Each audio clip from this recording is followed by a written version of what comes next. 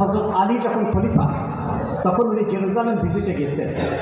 তখন ওনার একটা একটা একটা অস্ত্র ছিল, যে যে যুদ্ধে যে প্রোটেকশন দেওয়া হয় সেটার একটা শিল্ড, সেটা ছিল, সেটা উনি ওখানে পেলেন। পাওয়ার পরে উনি বললেন যে এটা তো আমার। উনি কিন্তু তখন আমিরুল মুমিনিন, তখন ওই ইহুদির কাছে ওটা ছিল।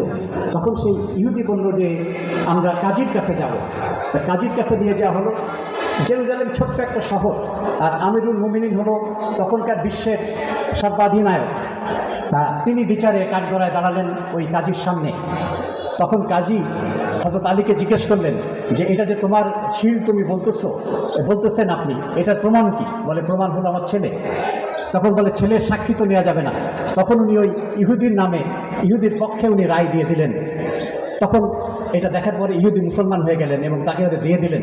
কিন্তু এটা হলো ইসলামের এই কল্যাণ রাষ্ট্র আমরা তৈরি করতে চাই, যেখানে কোনো মামা চাচা কারো তদবিরে এখানে আইন এখানে কোনো রকম লঙ্ঘিত হতে পারবে না।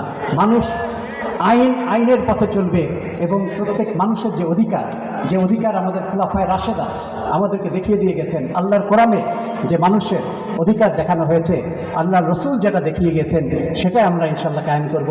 এবং সেক্ষেত্রে আমার ভাই, আমার চাচা, আমার ছেলে, সেটা কোনো এখানে ব্যাপার হবে না। আমাদের জামাতের নেতৃবৃন্দের লোক তারাও যদি কোনো অন্যায় করেন, তাদের ছেলে মেয়ে যদি কোনো অন্যায় করে, ঠিক যেভাবে আরেকজন সাধারণ মানুষের বিচার হবে সেইভাবে তার বিচার হবে।